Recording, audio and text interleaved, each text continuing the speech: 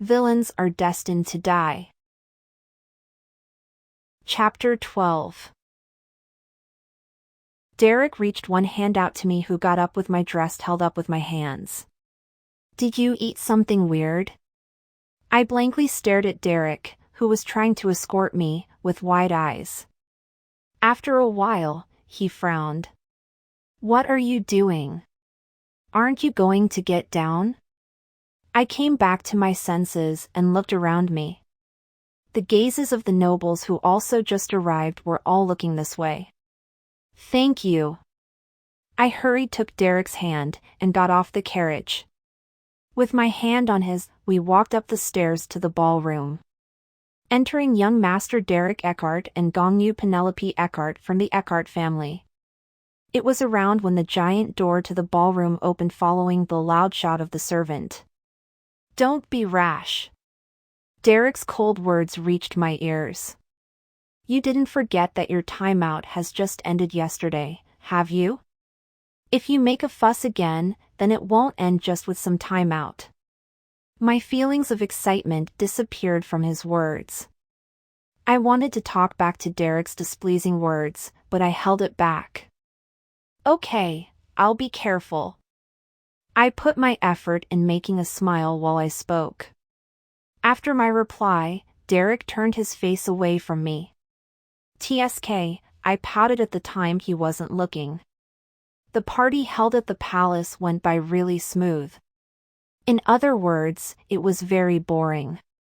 Right after we entered, Derek left my side and was now busy greeting other people.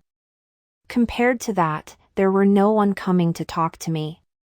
It seemed like the rumors of me making a fuss did a great effect. I looked around to see the noble ladies of Penelope's age dancing and whispering as a group.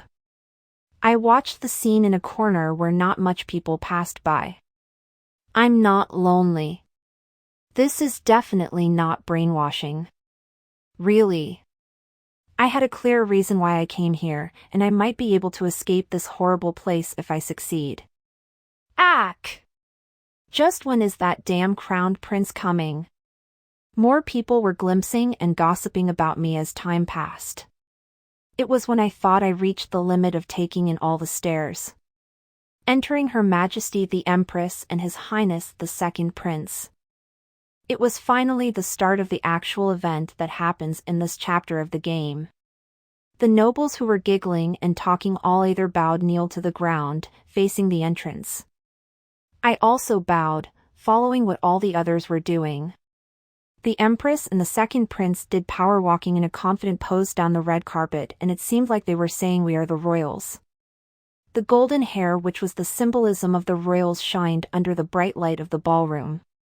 They walked across the ballroom to the stairs, then walked up. Up the stairs were the seats where only the royals had the rights to sit. I, who was watching the whole scene, was surprised at the sight of the Second Prince sitting on one chair. Isn't that the seat for the crowned prince? The seat the Second Prince sat on was the seat in the middle, which was located higher up than the other chairs. The golden throne with a fancy golden dragon decoration. It was the seat for the emperor. However, the emperor almost never showed up in the game, so normally the crowned prince would sit on it instead. But why is it the Second Prince? I was dumbfounded with the Empress and the Second Prince being so calm when they did something like that. It was as if it was totally a normal thing to happen in the first place. Is it allowed because it's the Second Prince's birthday everyone may rise? The Second Prince, who sat on the seat, commanded. The people rose up as commanded. I thank you all for attending to my birthday ceremony, even when I'm sure everyone must be busy. There's not much prepared for today, but I hope everyone to have a great time. With the Second Prince's speech finished, the party officially began. No, it was going to be, until... Thud. A loud noise came from the entrance all of a sudden. What the... What's happening? The nobles all turned to face where the noise came from and started to chatter. A figure walked through the crowd, into the ballroom. Step, step. The The sound of the footsteps could be heard. At the same time, the sound of something being dragged was also heard. It's the crowned prince!" someone shouted. I hurriedly turned to look at that shout. Elegant blonde hair that seemed like it was made with real gold swayed in the air. The shining golden hair of the Empress and the second prince now seemed to be a joke. The blonde, golden-haired man with a red cape fluttering behind was the one who really was shining to the eyes. Isn't that a person? Gasp! That's. People who stood close to the crowned prince started to scream. Drag. I didn't realize from being distracted by the crowned prince's appearance that something he dragged in here with him was a person with absolutely no movements. Happy birthday, dear brother. The crowned prince who reached the stairs tossed the person in his hand. Brother. Crowned prince. The Empress got up from the spot and pointed at the crowned prince. What disgraceful thing are you doing? How is a big brother attending his little brother's birthday ceremony a disgraceful thing to do, mother? You're a crowned prince and yet you do this horrible thing at a place where you're not even invited. The Empress' face ignited bright red and trembled, not allowing herself speak about a person who was dragged in here. What do you mean I wasn't invited? Those words are saddening. Who are you to come to a place like this? It's because I was invited that I set aside all my duties to come running here. The crowned prince shrugged sarcastically. He didn't look sad at all, judging by his face. I couldn't understand the situation of the two. Is the Empress not the crowned prince's birth mother?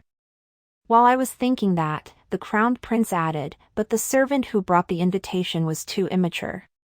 The crowned prince then bent down low, and got up as he forcefully pulled the dragged body by the hair so that he was halfway standing. His face wasn't shown due to the black mask. However, seeming from the dark and fitting clothes he was wearing, he seemed like a murderer. He'd not give me the invitation I told him to give but do other things instead, so I taught him a little lesson. Why didn't you pick more proper servant, little brother? It was then. SRRR. The crowned prince used his free hand to slide his sword out, the right away sliced the neck of the murderer. Splatter! Blood started to spurt out like a water fountain. I'll replace my gift to you with this. The crowned prince tossed the head to the second prince's foot. Aak! The ballroom was filled with the loud scream of the Empress. The head of a person's what was rolling like a ball on the floor. The second prince's face was pale as if he was going to faint any moment and couldn't speak a word. Send the servant like him again with the invitation if you want a gift from me again. The ballroom filled with shocked people. Only the crowned prince smiled within all those people. His keen and sharp smile resembled the lion from the hell. He left the room as quickly as he did when he entered the ballroom, only leaving us with shock and fear. The crowned prince was completely out of sight when the people letting out their breaths that they were holding back until now could be heard. It was the same for me. What? I shuffled through my memories, grabbing onto my chest. Something like this really never happened in the game. No matter how much I thought back about the game, this kind of huge incident never once happened. It was too huge for it to be not mentioned in the game, like about the needle marks on Penelope. The crowned prince, who was not in a great relationship with his brother the second prince, leaves the ballroom, displeased with the small incident. This was all that was mentioned. How is this a small incident, you crazy game?